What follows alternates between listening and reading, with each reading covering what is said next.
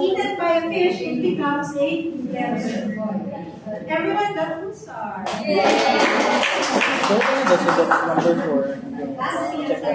So, finally, these are the eggs of your cotiloda. It looks like the eggs of your fasciola, but only half the size. So, to distinguish the two between D. labdus and Spirometra, the edges, rounded edges for Diphylobotrium, Spirometra is pointed. Alam ang difference. Diphylobotrium or Diphylobotrium will have a knob, but that's not always visible sa okay, that's the only thing. Sometimes it appears initially as cells na nasusunod as embryonated. Later, it will eventually form the colostrum inside. Then, honorable mentions, so good with them. This is Mesocestoides from family Mesocestoideae. Very exotic, very rare, but it's the only member, only tapeworm with a tetrapyridium as its metacestome. But only found in the IH2. IH1 is unknown.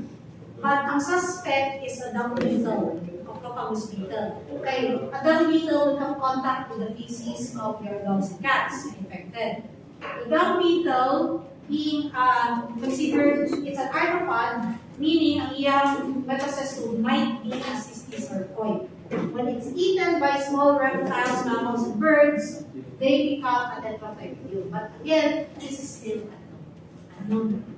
This came out in the board exam, but the question is simple. Which of the following has tetraphyridium as their? All of you can. Tetraphyrophorus calyptocephalus. Whale tapeworm. This is a single tapeworm in a large jar. A single tapeworm. They are only found, however, in toothed whales. Ay, ipon, not the baleen whales, kanang mga blue whales na to, kay baleen man na siya, or sperm whale.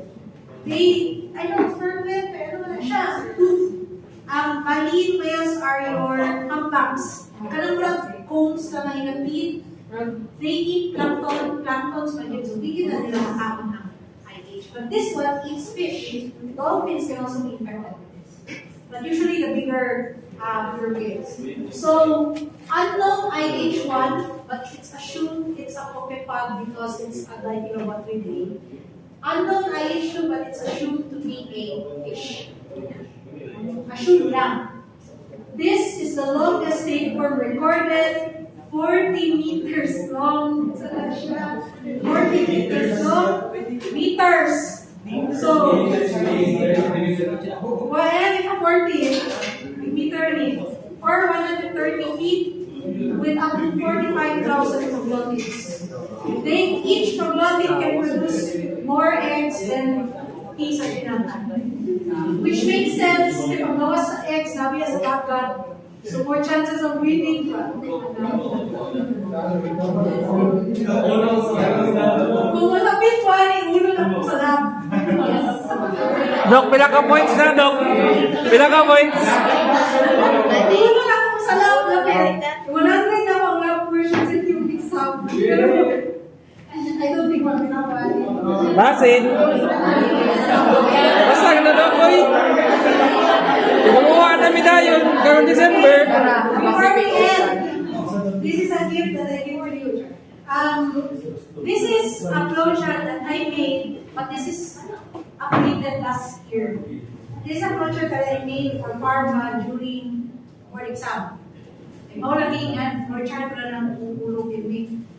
This is how I recall the different drugs as well as the mechanism of action of anti-helminthics. So this is the main mechanism of action. So it's either destruction of cellular integrity, so meaning break down ang body sa worm. So it's either they disintegrate the worm or they just weaken it enough na medyo hindi na siya soft, pliable na ang worm.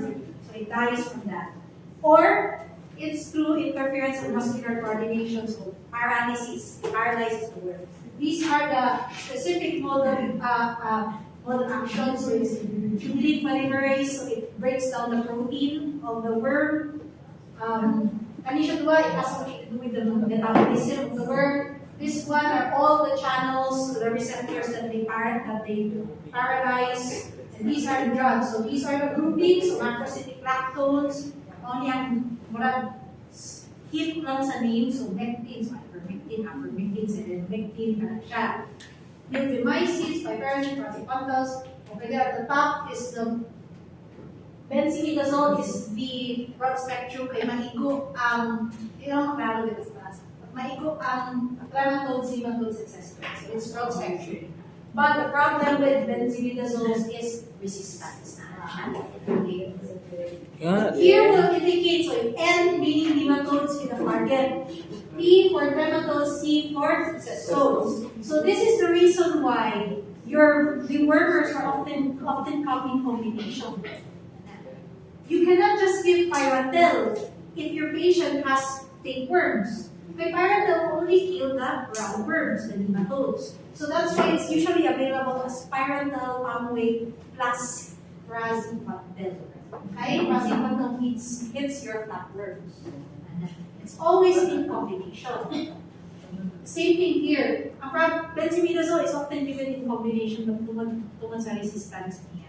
But we are trying to stop giving albendazoles na because of benzimidazole. But again, that is cheaper, and it's also the one that is commonly found sa mga Pacifica, sa mga agribet. They are the ones that are being sold without prescription to your farmers, and that's why the resistance. Okay. So, ako niya, kasi this is not as updated, but I will give this everyone. Na may update, Ana, then I can always give it to you before mag-work sa. Okay. Thank you, Doc. That's pretty much it. It's a winner.